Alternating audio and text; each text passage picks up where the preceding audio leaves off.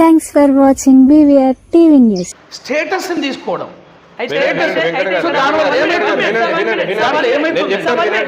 దీనికి నేను క్లియర్గా చెప్తాను. Station Ghanpur aspirant MLA candidate doctor Krishna గారు ఉన్నారు. అలాగే భారతీయ జనతా పార్టీ నుంచి వెళ్ళి ఒక సీనియర్ కార్యకర్త స్థాయి నుంచి వెళ్ళి ఒక లీడర్గా ఎదిగినటువంటి డాక్టర్ కల్నల్ మాచర్ల భిక్షపతి గారు ఉన్నారు. సో వీరి నుంచి కొంత ఇన్ఫర్మేషన్ అడుగుదాం. సరే, ఎస్సీ సామాజిక వర్గం చెందినటువంటి వ్యక్తి క్రిస్టియన్ వైపు టర్న్ అవ్వడంతోనే తనకున్నటువంటి ఎస్సీ హోదాని కంప్లీట్గా కోల్పోతాడన్నది ఇట్స్ ఏంటంటే this country runs with some rules and regulations and some principles. దాన్ని కనుక కొద్ది డ్రాగ్ చేస్తే కొన్ని సంవత్సరాల బలిదానం ఆత్మత్యాగాల తర్వాత మనకు స్వతంత్రం ఏర్పడ్డది. ఆ స్వతంత్రం కోల్పోవడానికి కొన్ని కాలనీలు కొన్ని దేశాల నుంచి వచ్చేసి మన ప్రిన్సిపల్ స్టేట్స్ ఉండడం వల్ల మనకు వీక్నెస్ వీక్ అయిపోయి కంట్రీని వాళ్ళు పాలించేది. ఇది అందరూ గుర్తుంచుకోవాలి. ఫస్ట్ ఆఫ్ ఆల్ ఎందుకు మనం స్వతంత్రం కోల్పోయినాం అనేది. అంబేద్కర్ గారు ఏమన్నారంటే మరొకసారి స్వతంత్రం పోతే ఇక రాదు అని చెప్పాడు. స్వతంత్రం ఎందుకు పోయిందంటే ఇది అంటే మనకున్నటువంటి అన్ని 5 ఫింగర్స్ ఏమవుతున్నాయో 140 కోట్ల జనాభా ఒక పద్ధతి ప్రకారం రూల్స్ అండ్ రెగ్యులేషన్స్ తోటి పోవాలి. మరి ఆ రూల్స్ రెగ్యులేషన్స్ నయం పెట్టిన రూల్స్ రెగ్యులేషన్స్ కాదు. దాని కొరకు మహనీయుడు డాక్టర్ బిఆర్ అంబేద్కర్ గారు చేసినటువంటి రాజ్యాంగంలో అంటే ఎప్పుడు లేని విధంగా ఇప్పుడు జడ్జిమెంట్ రావడానికి చెప్తా. డాక్టర్ బిఆర్ అంబేద్కర్ గారు ఏంటంటే he has given constitution 2 important. ఒకటి ఆర్టికల్స్, దాంట్లో ఏమి ఇచ్చిందంటే ఒకటి fundamental rights, citizen rights, directive principles అని కొన్ని ఇచ్చిండు. సో దీంట్లో ఒక ఆర్టికల్ ఏమిస్తుంది అంటే మనిషి స్వేచ్ఛని ఇస్తుంది. అది ఏ స్వేచ్ఛ? ఉద్యోగం స్వేచ్ఛ, పెళ్ళికి ఆస్తి ఏదైనా కావచ్చు. సో దాంట్లో కూడా రిలీజన్ కూడా నీకు నచ్చిన రిలీజన్ నువ్వు చేసుకో అని చెప్పాడు. అర్థమైందా? అది అప్పుడే ఇచ్చాడు, ఇప్పుడు కాదు. రాజ్యాంగం ఎప్పుడైతే మనం అమల్లో తీసుకున్నా అప్పటి ఉండే. సో 1950లో ప్రకారం ఏంటంటే షెడ్యూల్ క్యాస్ట్ వాళ్ళ యొక్క స్టేటస్ ఎస్సీలకు, సిక్కులకు, బుద్ధిస్టులకు. అర్థమైందా? ఈ స్టేటస్ ఒకప్పుడు అది ఒక మహా గొప్ప స్టేటస్ అది. ఎందుకంటే తరతరాలు కొన్ని వేల సంవత్సరాలు ఓ వివక్షకు గురైపోయింది కాబట్టి ఒక అద్భుతమైన స్టేటస్. ఆ status is nothing but A protection. ఇది అసలు బేసిక్ జెనెసిస్. దీంట్లో ఆర్టికల్ 25 ఉంటుంది కాన్స్టిట్యూషన్లో. ఇది రిలీజన్కి సంబంధించింది. ఆ రిలీజన్లో నువ్వు you can enjoy any religion. పొద్దున మనం గురుద్వారా పోతాం, సాయంత్రం మందిర్ పోతాం, తర్వాత చర్చికి పోతాం. You can go. సో ఇక్కడ fundamental rights and rights both are different. Right. Fundamental rights అనేది కంట్రీకి, రైట్స్ అనేది ఇండివిజువల్కి. సో ఇక్కడ నువ్వు ప్రశాంతంగా నీ ఓన్గా నువ్వు పోవడం వేరు, forceful conversion is different. Okay. Supreme court object చేసింది ఏంటంటే forceful conversion is stop. Krishna గారు ఏం చెప్తారు? భిక్షపతి సార్ గారు అన్నట్టు ఫోర్స్ఫుల్ కన్వర్సేషన్ అనేది మేబీ రాంగే అయి ఉండొచ్చు. ఫోర్స్ఫుల్ కన్వర్షన్ అనేది రాంగే, మేము దాన్ని కూడా ఒప్పుకుంటున్నాం. కానీ నేను చెప్పేది ఏంటిది అని అంటే, నేను ఫోర్స్ఫుల్ కన్వర్షన్, రిలీజియన్ కన్వర్షన్ గురించి నేను మాట్లాడట్లేదు. వెంకట్ గారు దయచేసి బాగా గుర్తుపెట్టుకోండి. భారతదేశంలో ఉన్నటువంటి రాజ్యాంగం ప్రకారం ప్రతి మనిషికి జీవించే హక్కు, మాట్లాడే హక్కు, ఏ మతాన్నైనా స్వీకరించేటువంటి హక్కు ఉన్నదని చెప్పేసి సాక్షాత్తు భారత రాజ్యాంగమే చెప్తుంది ఆ విషయాన్ని. భారత రాజ్యాంగంలో ఉన్నటువంటి బేసిక్ రైట్స్, మనిషి రైట్స్ ఏవైతే ఉంటాయో ఈ తీర్పు వల్ల, ఈ సుప్రీంకోర్టు మొన్న ఎస్సీలు ఏదైతే మత మార్పిడి చేయడం వల్ల వాళ్ళ యొక్క రిలీజియన్ మారినందువలన వాళ్ళ యొక్క కులం పోతుందని చెప్పడం అనేది పూర్తిగా రాజ్యాంగ స్ఫూర్తికి విరుద్ధం అనే విషయం చెప్తున్నా. అదే అంటున్నా. ఎవరు చేసి అంటే బీజేపీ ఉందా దీనికి వెనకాల కుట్ర? సుప్రీంకోర్టు చేసింది అంటున్నాడు నేను. బీజేపీ చేసిందని నేను ఎట్లా అంటే చెప్పు, సుప్రీంకోర్టు జడ్జిమెంట్ గురించి మనం మాట్లాడుతున్నాం. అంటే మీరు ఎవరైనా అనుమానిస్తా ఉన్నారా? అనుమానించేది ఏం లేదు ఇక్కడ, అనుమానించేది ఏం లేదు. సుప్రీంకోర్టు యొక్క తీర్పు ఏదైతే ఉందో అది ఎస్సీల పట్ల పూర్తిగా పక్షపాతంగా ఉంది కాబట్టి దాన్ని ఇమ్మీడియట్గా రివర్ట్ చేసుకోవాలనే విషయాన్ని నేను క్లియర్ కట్గా చెప్తున్నాను. ఓకే, ఎందుకు రివర్ట్ చేసుకోవాలని అంటున్నాను అని అంటే భారతదేశంలో ఇప్పటికీ రిలీజియన్ ఈక్వాలిటీ అనేది లేదు. అందరికీ సమాన జీవించే హక్కులు లేవు, ఉన్నప్పటికీ అమలు కావడం లేదు. సమాన మత హక్కులు కూడా లేవు. ఎందుకు ఈరోజు చాలామంది క్రిస్టియానిటీ వైపు మరలుతున్నారు, చాలామంది క్రిస్టియన్ వైపు ఎందుకు కన్వర్ట్ అవుతున్నారు అనేది ఈరోజు సాక్షాత్తు భారతదేశంలో ఉన్నటువంటి ప్రతి వ్యక్తి ఆలోచించాల్సినటువంటి అవసరం ఉంది. ఏదో డెఫిషియన్సీ హిందూయిజంలో ఉంది కాబట్టే కొంతమంది వేరే రిలీజియన్ కన్వర్ట్ అవుతున్నారు. దాంట్లో తప్పేముంది? ఓకే సార్, ఇక్కడ భిక్షపతి గారు, సర్వోన్నత న్యాయస్థానము ఎస్సీల పట్ల కక్షపూరితంగా వ్యవహరించిందని చెప్పేసి అనొచ్చా? అయితే దీనికి ఒక జెనసిస్ ఉంటుంది, రూట్ కాజ్ ఉంటుంది. 1977 జనవరి 17 మధ్యప్రదేశ్లో ఈ కేసు అక్కడి నుంచి వెళ్ళి పెండింగ్. 24th ఏప్రిల్ ప్రాబబ్లీ 2026లో మాననీయ హానరబుల్ సుప్రీంకోర్టు ఈ తీర్పునిచ్చింది. ఒకటి మనం గుర్తుపెట్టుకోవాల్సింది ఏంటంటే, సుప్రీంకోర్టు అనేది న్యాయమూర్తులు అనేటువంటి మహామేధావి వర్గం ఏదైతే ఉంటుందో పొలిటికల్గా బయాస్ అయ్యేటువంటి ఆర్గనైజేషన్ కాదు. ఫస్ట్ ఆఫ్ ఆల్ ప్రతి ఒక్క తీర్పు, విన్నింగ్ తీర్పు యా లూజింగ్ తీర్పు ఏదైనా జస్టిఫికేషన్ ఒక బుక్ రూపంలో, ఒక కేస్ స్టడీ రూపంలో ఉంటుంది.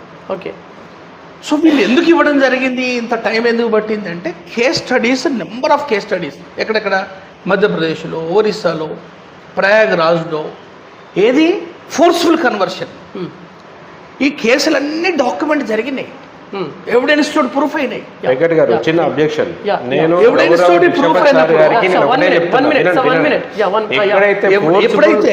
వినండి, ఎక్కడైతే ఫోర్స్ఫుల్ కన్వర్షన్ జరుగుతుందో ఆ జడ్జిమెంట్ లో చెప్పాలి కదా. ఫోర్స్ఫుల్ కన్వర్జేషన్ కనుక జరిగితే, అయితే వాళ్ళకి ఇష్టం లేకుండా కనుక మత మార్పిడి జరిగితే దట్ ఈస్ పనిషబుల్. మీరు ఇక్కడ నేను చెప్పే స్టేట్మెంట్ చాలా మంది ఉన్నారు కదా, వాళ్ళ గురించి మాట్లాడాలి కదా మనము. ఇక్కడ సుప్రీంకోర్టు మాననీయ హానరబుల్ సుప్రీం భిక్షపతి గారు మీరు సమర్థిస్తున్నారా? Not at all. అక్కడ మనం దాన్ని ఆ సెంటెన్స్ అర్థం చేసుకోవాల్సిన అవసరం ఉంది. ఏంటి సెంటెన్స్ ఏంటంటే, ఆయన స్వంతగా ఏ మతాన్నైనా ఎక్కడైనా పూజ చేసుకోవచ్చు. అవును, అకార్డింగ్ టు ఆర్టికల్ 50 మనకు 1950లో జరిగినటువంటి ఆర్గనైజేషన్ ఆర్టికల్ 25 ప్రకారం. ఓకే, ఇక్కడ ఏమంటుండంటే, నువ్వు నీ స్వతగా నువ్వేమైనా చేసుకో. కన్వర్షన్ అనేది ఫోర్స్ఫుల్గా అయ్యే కన్వర్షన్ మాత్రమే ఆపమని సుప్రీంకోర్టు చెప్పింది. ఫోర్స్ఫుల్గా ఎవరైతే కన్వర్ట్ అవుతుందో వాళ్లకు మాత్రమే ఈ లా వర్తించదని చెప్పింది. ఇప్పుడు అంటే దీనికి నేను ఎందుకు సపోర్ట్ చేస్తున్నా అంటే, ఈవెన్ దో మనం సెక్యులర్ కంట్రీ అయినప్పటికీ, ఈవెన్ దో కాన్స్టిట్యూషన్ మనకి ఎటువంటి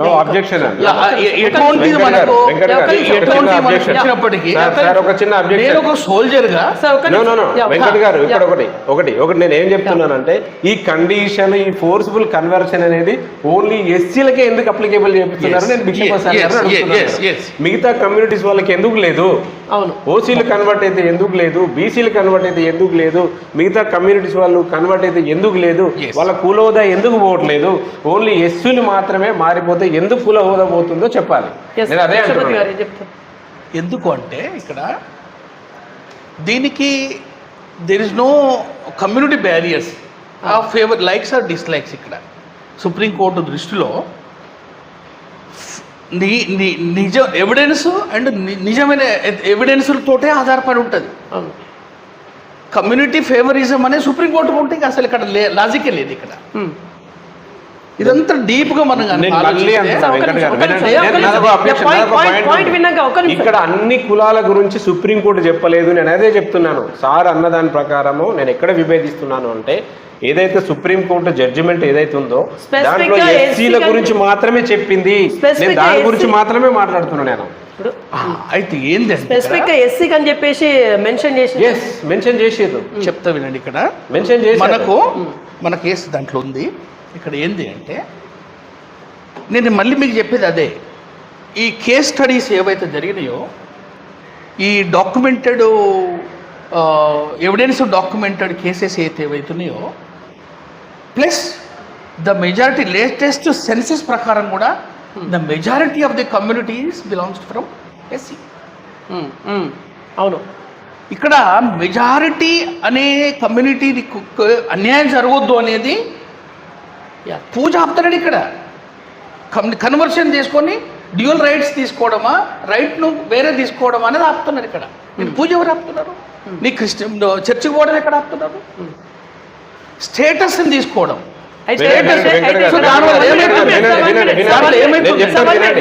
దీనికి నేను క్లియర్గా చెప్తాను. నేను అట్లనే ఇక్కడ నేనేమంటున్నాను అని అంటే, సార్ చెప్పిన దాని ప్రకారం స్టేటస్ మారట్లేదు అంటుండు, అది చాలా తప్పు. అరే బాబు, నువ్వు ఎస్సీవే కాదురా అన్న తర్వాత స్టేటస్ మారిపోయింది కదా. ఎవరైతే దళిత క్రిస్టియన్స్ ఎవరైతే ఉన్నారో వాళ్ళు క్రిస్టియన్ రిలీజియన్ స్వీకరించిన తర్వాత వాళ్ళ యొక్క బేసిక్, వాళ్ళ యొక్క కులం ట్యాగ్ అయిపోతుంది అన్నప్పుడు వాళ్ళ మొత్తం వాళ్ళ జీవన విధానమే మారిపోతుంది అంటారు. సరే, ఇక్కడ సుప్రీంకోర్టు ఏం వాదిస్తూ ఉంది?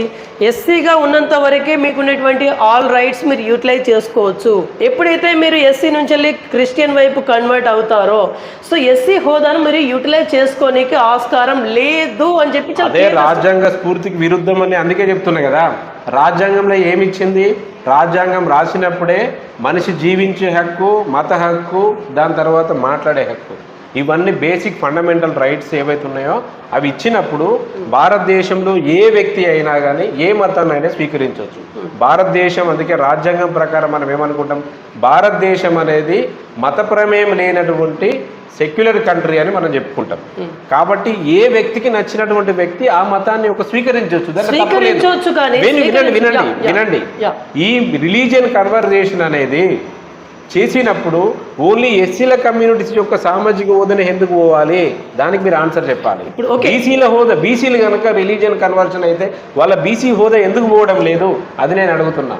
ఈరోజు కొంతమంది పాస్టర్స్ ఉన్నారు, హయ్యర్ కమ్యూనిటీ పాస్టర్స్, వాళ్ళు విస్తృతంగా మత ప్రచారాలు చేస్తున్నారు. వాళ్ళ మత ప్రచారం చేసినప్పుడు వాళ్ళ యొక్క పాస్టర్ హోదా ఎందుకు పోవడం లేదు అనే విషయాన్ని నేను అడుగుతున్నా. ఈ యొక్క తీర్పు, ఈ యొక్క జడ్జిమెంట్ కేవలం ఎస్సీలు మత మార్పిడి చేస్తే వాళ్ళ అలా అసలు వాళ్ళే బలహీనమైనటువంటి కమ్యూనిటీలు భారతదేశంలో అంటే వాళ్ళకి ఇంకా చేతునివ్వాల్సినటువంటి సుప్రీంకోర్టు వాళ్ళే మత మార్పిడి జరిగితే వాళ్ళ యొక్క బేసిక్ రైట్స్ పోతాయి అని చెప్పడం అనేది దుర్మార్గమైనటువంటి తీర్పు అని నేను. సరే, ఇక్కడ ఒక ఎస్సీ వ్యక్తి ఎస్సీలో ఉన్నటువంటి ఆల్ ఫెసిలిటీని యూటిలైజ్ చేసుకుంటూ ఎప్పుడైతే క్రిస్టియన్ వైపు కన్వర్ట్ అవుతారో, సో ఆ ఫెసిలిటీని యూటిలైజ్ చేసుకునేందుకు అర్హతను కంపల్సరీ కోల్పోతారు కదా.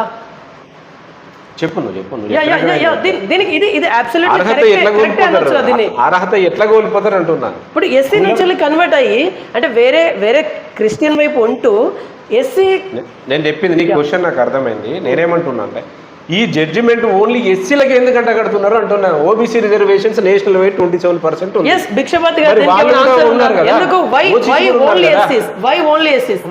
అదే చెప్తున్నా మీకు. The major cases documented from SC community. దాన్ని స్టడీస్ చేసిన తర్వాత, మేజర్ కేసెస్ జరిగిన తర్వాత, ఒకటి first of all, second national security అనేది మోస్ట్ ఇంపార్టెంట్. ఇక్కడ ఇది బ్రీచ్ అవుతుంది నేషనల్ సెక్యూరిటీ. మీరు అట్లా అనడం అన్యాయం. ఎందుకంటే ఎస్సీలు మత కన్వర్జేషన్ అయితే సెక్యూరిటీ బ్రీచ్ అవుతుంది. ఎస్సీల కొరగానే కాదు, నేను in toto community conversion, that is also forceful conversion అనేది మనకు ఆపాలనేదే సుప్రీంకోర్టు డెసిషన్. నేను ఏమంటున్నా వెంకట్, దానివల్ల ఏమైతుందంటే మన ఐక్యత దెబ్బతింటున్నది. మనకు చెప్పిన ఐక్యత దెబ్బతింటుంది, మిగతా వాళ్ళతో ఇబ్బంది లేదు అంటాడు. వినండి, ఇక్కడ వినండి, మిగతా వాళ్ళందరూ హైదరాబాద్ లో ఇక్కడ వినండి. ఇక్కడ చక్కగా అడవిలో బతికేటువంటి అమాయక ప్రజలు, ట్రైబ్స్, వాళ్ళకు సార్ మీరు ఏది లేదు, డైవర్ట్ చేయకండి. ఇక్కడ ఏంది, వాళ్ళు కొండ కోన నది ప్రకృతిని పూజించేటువంటి వ్యక్తులకు లేని మతం అంటగట్టి నార్త్ ఈస్ట్ లో మణిపూర్లో ఏం జరుగుతున్నది? ఊచకోత జరుగుతున్నది. It is on the name of religion. ఇటువంటి జరగొద్దు అనేది ఇక్కడ దాని హిడెన్ సీక్రెట్ ఏం లేదా క్లియర్ గా చెప్తున్నారు. Supreme court is not at all stopping their whims and వాళ్ళ యొక్క ఇంట్రెస్ట్ ని ఎవరు ఆపుతలేరు. ఫోర్స్ఫుల్ కన్వర్షన్ చేసి ఇండివిజువల్ ఎస్సీ మిత్రులకి అన్యాయం జరగొద్దు ఒకటి. ఫస్ట్ ఆఫ్ ఆల్ అంటే ఇప్పుడు నాకు ఒక జరిగింది విషయం కదా. నాకు ఒక విషయం చెప్పాలి. సుప్రీంకోర్టు యొక్క నిర్ణయాన్ని డెఫినెట్ గా పునఃసమీక్షించాలి అంట నేను. ఎందుకు అని అంటే అదే సుప్రీంకోర్టు జడ్జిమెంట్ కనుక అన్ని కులాల వారికి వర్తింపజేస్తే దాన్ని ఒప్పుకుంటాం. ఎస్సీలకి ప్రత్యేకంగా ఎందుకు అంటగడుతున్నారు కాబట్టి ఇక్కడ ఆలోచించాల్సి వస్తుంది. భారతదేశంలో అత్యున్నత న్యాయస్థానం కూడా పేదల వైపు లేకపోవడమే ఇక్కడ అన్నిటికంటే దౌర్భాగ్యమైన పరిస్థితి. సాక్షాత్ సుప్రీంకోర్టే ఇలాంటి జడ్జిమెంట్ ఇస్తే ఇంకెక్కడ పోయి అప్పీల్ చేసుకోవాలి? భిక్షపతి గారు, ఎప్పుడు లేని విధంగా ఇప్పుడే ఈ పరిస్థితి రావడానికి ఎట్లా చూడాలి దీన్ని? అంటే పొలిటికల్ యాంగిల్లో చూడొచ్చా? పొలిటికల్ సుప్రీంకోర్టుకి సంబంధం ఉండదు. ఇప్పుడు హియరింగ్లు వస్తూ ఉంటాయి, కేసులు హియరింగ్లు వస్తూ ఉంటాయి కదా. ఒక 90 ఏళ్ళకి వస్తుంది, 70 ఏళ్ళకి వస్తుంది. ఇప్పుడు కేసు హియరింగ్ వచ్చింది చెప్పిండు. వాళ్ళు దానికి రీసెర్చ్ ఉంటుంది, స్టడీ చేయాల్సి వస్తుంది, సపోర్ట్ ఎవిడెన్స్ కలెక్ట్ చేయాల్సి వస్తుంది. కానీ ఎక్కడ జరిగినాయి అనేది ఎవిడెన్స్ చూసిన తర్వాతనే దే టుక్ డెసిషన్. వెంకట్, నేను క్రిస్టియన్ మతం గొప్పది అని అనను, హిందూ మతం తక్కువది అని అనను. All religions are equal. ఎందుకంటే భారతదేశం అనేది అన్ని మతాల వారు కలిసి ఉండి జీవించేటువంటి ప్రపంచంలోనే అత్యుత్తమైన దేశం భారతదేశం, రైట్? అంబేద్కర్ గారు భారతదేశంలో కొన్ని కులాలు, స్పెషల్గా ఎస్సీ కమ్యూనిటీస్ కానీ, బహుజన కులాలు అంటే బీసీ కమ్యూనిటీస్ కానీ, ఎస్టీ కమ్యూనిటీస్ కానీ డెవలప్మెంట్కు దిగువన ఉన్నాయి కాబట్టి వాటిని అప్లిఫ్ట్ కోసం భారతదేశంలో రిజర్వేషన్ ప్రక్రియ అనేది కొనసాగుతుంది. నేనేమంటున్నానంటే ఈ ప్రక్రియలో భాగంగా భారతదేశం లోపల ఇంకొకటి డ్రాబ్యాక్ ఏముంది అంటే మన కంట్రీలో హిందూయిజం అనేది మొదటి నుంచి మన యొక్క మదర్ రిలీజన్, అంటే మన యొక్క మాతృత్వ రిలీజన్ లాగా అయిపోయింది. భారతదేశం అంటే ఒక హిందుత్వ దేశము, రైట్? 100% దాన్ని అందరూ ఒప్పుకోవాలి. పాపులేషన్ మన యాన్షియంట్ హిస్టారికల్ గ్రౌండ్ కూడా భారతదేశం అనేది 100% రైట్. కానీ ఇదే భారతదేశంలో ఉన్నటువంటి హిందూ మతం లోపల ఈక్వాలిటీ అనేది లేకపోవడం వల్లనే ఈ సమస్య ఉత్పన్నమైంది అని నేను అంటున్నా. ఎందుకు ఉత్పన్నమవుతుంది అని అంటే సంస్కృతం లాంగ్వేజ్ అనేది ఎస్సీ ఎస్టీ బీసీలకు సంబంధించినటువంటి లాంగ్వేజ్ కాదు అప్పట్లో. అది ఎవరికి అర్థం కానటువంటి, దేవుడికి దగ్గర ఉండేటువంటి పూజారి వ్యవస్థ అనేది ఏదైతే ఉంటుందో అది కూడా మన పేద వర్గాలకు దగ్గర ఉండేటువంటిది కాదు. కాబట్టి విద్య అనేది ఎస్సీ ఎస్టీ బీసీలకు దూరం అయిపోయింది. ఎందుకు దూరం అయిపోయింది అనేది ఇప్పుడు ప్రధానమైనటువంటి ప్రశ్న. నాది అయిపోలే. దీంతో ఏమైంది అనంటే లిటరసీ రేట్ భారతదేశంలో ఉన్నటువంటి మన జనాభాలో ఉన్నటువంటి మన దేశంలో లిటరసీ రేట్ అనేది ఎస్సీ ఎస్టీ బీసీ వర్గాలకు తక్కువైపోయింది, చాలా తక్కువైపోయింది. కాబట్టి ఆ టైంలో బ్రిటిషర్స్ మన భారతదేశాన్ని పరిపాలించినటువంటి టైంలో ఒక రెమెడీ లాగా ఏదైతే బ్రిటిషర్స్ మనం వచ్చిన తర్వాత మనం వాళ్ళ యొక్క చట్టాలు కొన్ని ప్రవేశపెట్టిండ్రు, వాళ్ళ లాంగ్వేజ్ ఇంగ్లీష్ ఏదైతే ఉందో దాన్ని ప్రవేశపెట్టిర్రు. అక్కడ ఉన్నటువంటి ఏదైతే ఈ ల్యాగ్ ఏదైతే ఉందో దాన్ని కనిపెట్టి, అంటే ఏదైతే లోపాలు ఉన్నాయో వాటిని కొన్ని కనిపెట్టి ఒక ఎడ్యుకేషన్ సిస్టమ్ అనేది ప్రవేశపెట్టిండ్రు. దాంట్లో భాగంగా వినండి, machinery schools, Christian missionary schools అనేది ప్రవేశపెట్టిండ్రు, క్రిస్టియన్ మిషనరీ హాస్పిటల్స్ ప్రవేశపెట్టిండ్రు. దాని తర్వాత లాస్ట్కు కొన్ని చర్చిలు కూడా కట్టేసి ఏదైతే వీళ్ళకు ఉన్నటువంటి ఫిజికల్ వాళ్ళ యొక్క దానికి అంటే బట్టలు సరిగా లేకపోవడం, నీట్గా లేకపోవడం వల్ల, వాళ్ళకి టెంపుల్స్లో ప్రవేశం లేకపోవడం వల్ల క్రిస్టియన్ రిలీజన్ అనేది అవన్నీ ఏం చూడలేదండి. ఎవరైతే చర్చికి వస్తారో రమ్మని చెప్పినారో, ఎవరైతే చదువుకుంటారో వాళ్ళకి ఇంగ్లీష్ విద్య అనేది వెళ్ళలేదు. కాబట్టి ఈ రకంగా భారతదేశానికి తెలియకుండానే మహోన్నతమైన సేవలు క్రిస్టియన్స్ చేసింది. అట్లానే హిందూ ధర్మం చేయట్లేదు అనట్లేదు, వాళ్ళు చేసిండ్రు వీళ్ళు చేసిండ్రు. కాబట్టి ఓన్లీ అట్లా చేసినంత మాత్రాన తప్పెక్కడుంది, ఇక్కడ తప్పుగా ఎందుకు పరిగణిస్తున్నారు? ఇంకోటి ఏంటంటే పాస్టర్ల యొక్క రిలీజన్ ఎందుకు మార్చట్లేదు, మత ప్రవక్తల యొక్క రిలీజన్ ఎందుకు మార్చట్లేదు, ఓన్లీ భక్తుల యొక్క రిలీజన్నే మారితే ఎందుకు వాళ్ళ కులం పోతుంది అనేది నేను ప్రశ్నిస్తున్నాను. రైట్, ఇక్కడ ఒక సామాన్య హిందూ మానవుడి క్వశ్చన్ ఏంటిదంటే యాక్చువల్లీ ఒక మతంలో ఉంటూ ఇంకొక మతంలో ఉన్నటువంటి ఫెసిలిటీని ఎలా పొందుతారు? It's a major question. అదే అంటున్నా, నువ్వు తెలుసుకోవాలి. ఇక్కడ రాజ్యాంగం అనేది అయిపోలే, జస్ట్ 1 minute అయిపోతుంది. రాజ్యాంగం అనేది ఓన్లీ హిందువులకే రాసి పెట్టలేదు. రాజ్యాంగం అనేది అన్ని కులాలకు సంబంధించినటువంటి భారతదేశంలో పుట్టినటువంటి ప్రతి పౌరుడు, ఆయన హిందూ కావచ్చు, ముస్లిం కావచ్చు, సిక్కు కావచ్చు, బౌద్ధ కావచ్చు, ఏ కమ్యూనిటీ అయినా కావచ్చు, వాళ్ళందరికీ రాజ్యాంగం యొక్క హక్కులు ఈక్వల్గా వాళ్ళకి చెందుతాయి. అందులో భాగంగా వాళ్ళకి మాత్రమే ఎందుకు కట్ చేస్తారు అని అంటే మరి ఎందుకు కట్ చేస్తారు సరే, వాళ్ళకి? ఇక్కడ లాజిక్ ఉంది యాక్చువల్లీ. ఒక హిందూ వ్యక్తి తనకున్నటువంటి హిందూ ఫెసిలిటీని మాత్రమే యూటిలైజ్ చేసుకుంటున్నాడు, వేరే మతాన్ని. మళ్ళీ ఊరికే రిలీజన్ గురించి మాట్లాడదు. ఒకటి డాక్టర్ కృష్ణ చెప్పిన దాంట్లో కొన్ని పాయింట్స్ మీరు గమనించాలి. ఏంటిదంటే విద్యలో ఉన్న వాళ్ళకి విద్య నేర్పించిండు, వైద్యంలో వైద్యం ఇచ్చింది, బట్టలు వేసుకోరాని వాళ్ళకు బట్ట వేసుకోవడానికి నేర్పించింది అనేది డాక్టర్ కృష్ణ, సోదరుడు కృష్ణ చెప్పినటువంటి డిబేట్. చూడండి, ఇక్కడ ద ఒరిజినల్ హిందూయిజం ఏదైతే ఉందో ఎవరిని హరాజ్ చేయలే. ఇవన్నీ మధ్యలో వచ్చినటువంటి modifications, mouth to mouth spread జరగడం వల్ల అసలు హిందూయిజం అనే రిలీజన్ అనేది ఎక్కడ చెప్పలే. అంటే ఒరిజినల్ ఆగండి హిందూయిజం అనేది ఇట్స్ నెవర్ రిలీజన్, ఎక్కడ రాయలే. Hinduism it is the principles of life. పొద్దున లేవాలి, సూర్యుని మొక్కాలి, ఆరోగ్యం, వైటమిన్ డి, చిన్న ఎగ్జాంపుల్. ఈ విధంగా ప్రతి ఒక్క దాంట్లో ఒక లేడౌన్ ప్రిన్సిపల్, ఒక మనిషి యొక్క బియాండ్ దట్ ఇంకా చాలా సైంటిఫిక్గా, దీన్ని సైంటిఫిక్గా డిబేట్ చేయాలంటే ఇంకా 2 గంటలు కూడా సరిపోదు. So it doesn't interferes any one their own choice. అర్థమైందా?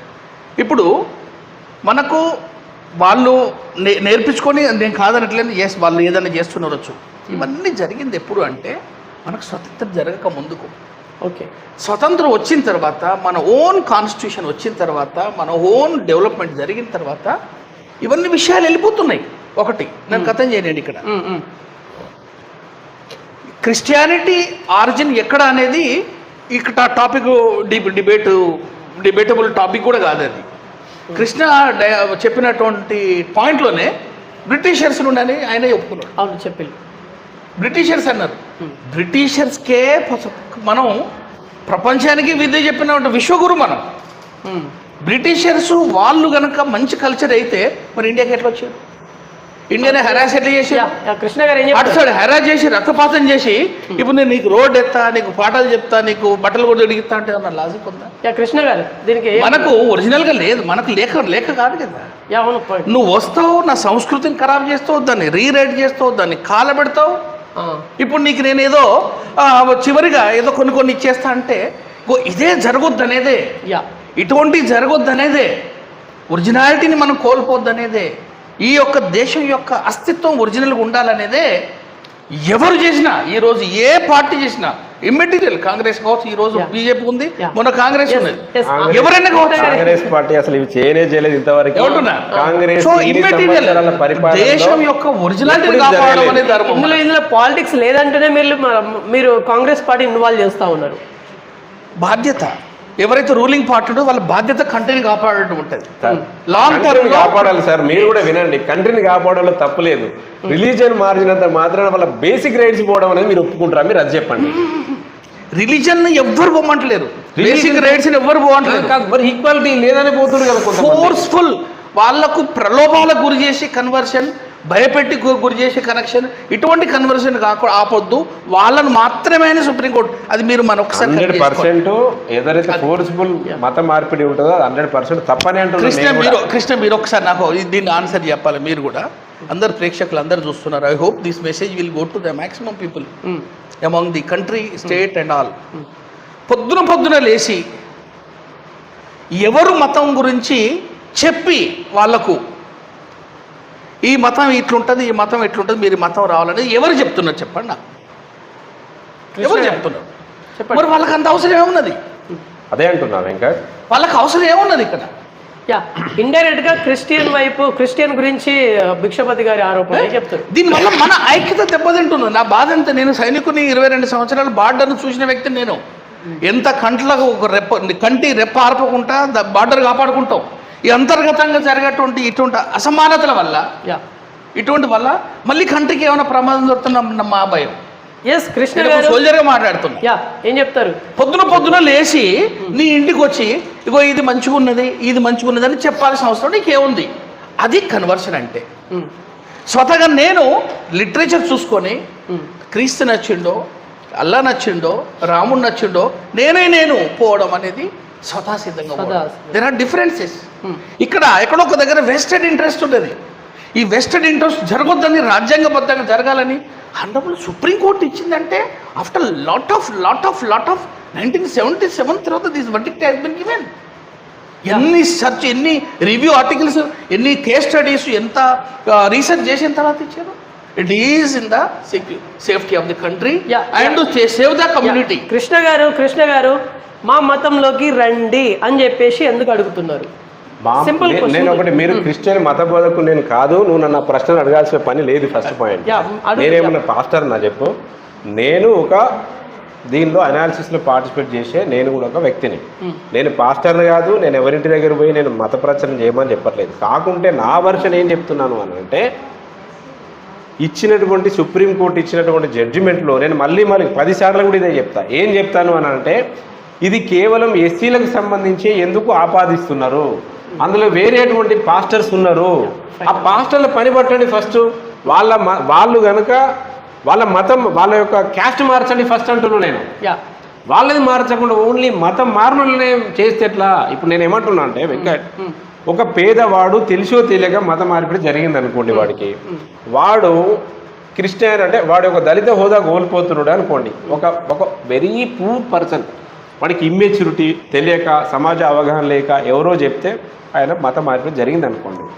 ఆయనకు వచ్చేటువంటి రేషన్ బియ్యం రావు, దాని తర్వాత ఆయనకు ఉండేటువంటి ఉద్యోగాలు లేదా చిన్న చిన్న రిజర్వేషన్స్, లేకుంటే ఆయనకి ఏమన్నా ఇంకా సబ్సిడీస్ అవి కూడా ఎత్తేస్తామంటే ఎట్లా అంటున్నాను నేను. అవి ఎత్తేయద్దు కదా అంటున్నాను నేను అనేది. ఎత్తేస్తామంటే ఎట్లా? భిక్షపతి గారు లాస్ట్ టైం ఫైనల్లీ 1 minute చెప్పండి. చూడండి, ఇక్కడ 1 minute మీరు అక్కడ ఆలోచించండి. మానసిక ఆనందం కొరకు మనం గుళ్ళు గోపురాలకు వెళ్తుంటాం. ఈయన పోవడానికి రిజిస్ట్రేషన్లో క్యాష్ కన్వర్ట్ అయిపోయినట్టు రాయించడానికి what is the basic difference, what is the basic agenda? Perpetual అక్కడ అవపడుతుంది కదా. ఒక కమ్యూనిటీ మొత్తం డైల్యూట్ చేసేసి ఇంకో కమ్యూనిటీ స్ట్రాంగ్ చేయడం అనేది అది ఎంత ప్రమాదం దేశానికి.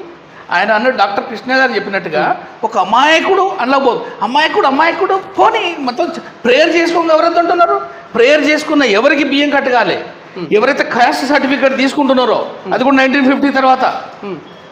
అర్థమైందా? ఇది అసలు టాపిక్. ఇవంతా బాగానే ఉంది. నేను అడిగేది భిక్షపతి సార్ గారిని ఈ ప్రేక్షకుల ముందు మీ ముందు ఒకటే అడుగుతున్నాం. మీరు ఇచ్చినటువంటి జడ్జిమెంట్ ఒకవేళ యూనిఫామ్గా కనుక ఉంటే, ఫస్ట్ మత ప్రచారం ఎవరు చేస్తున్నారో వాళ్ళని ఆపండి, వాళ్ళ యొక్క స్టేటస్ను తీసేయండి. క్రిస్టియానిటీలో అయితే నేను చెప్తున్నాను, ఒక ఎస్సీలో కనుక ఒక బీసీలో కనుక అనిల్ కుమార్ లాంటి పాస్టర్ లేరండి. అంటే లక్షల మందిని మీటింగ్లు పెట్టి మత మార్పులు చేసేటువంటి ఉన్నటువంటి ఫేమస్ పాస్టర్లు మా కులాలలో లేరు. కాబట్టి వీళ్ళ మీద పడే బదులు అసలు ఆ రూట్ కాకపోతే అక్కడ ఉంది కదా, వాళ్ళ దగ్గర కనుక చేస్తే అయిపోతుంది కదా అంటుండే అనేది. ఇక్కడ కృష్ణ డాక్టర్, నేను డాక్టరే, మీ ఇద్దరం చాలా క్లోజ్ ఫ్రెండ్స్. ఇక్కడ ఏమంటున్నా, పెద్ద ఎత్తున మార్చే శక్తి ఉన్నటువంటి వాళ్ళు లేరు అనేది ఎస్ యూరోప్లో ఉండొచ్చు, ఇక్కడ లేకపోవచ్చు to some extent. But still ఒక్కటే విషయం చెప్పు కృష్ణ, మనం 2 పూజలు చేయడం వల్ల, ఏదో ఒక స్లోగన్ చదవడం వల్ల మన నడునొప్పి పోతుందా, మన గుండె నొప్పి దక్కుతుందా? అటువంటిదే ప్రచారాలు జరిగి అమాయకుల్ని మోసం చేస్తున్నాయి. డాక్టర్ కృష్ణ డాక్టరే, ఈయన మళ్ళీ కార్డియాలజీ ప్రాక్టీస్ చేస్తున్నాడు గుండె డాక్టర్గా. మరి కృష్ణని అడగండి, గుండె నొప్పి నేను పూజ చేసుకుంటే అది సగటు వ్యక్తిని మోసం చేయడం కాదా? ఇండివిజువల్గా పోవడం వేరయ్యా కృష్ణ గారు. అక్కడ పోతారు, లైన్లు కడతారు. అవును, దీనివల్ల నా బాధ అంతా ఏంటి అంటే, అక్కడ పోనీ అది ఏమైనా చేసుకొని. సో ఒక ల్యాండ్ ఆర్డర్ భిక్షపతి సార్ చెప్పిన దాని ప్రకారం ఏంటిది చెప్పాలా నేను?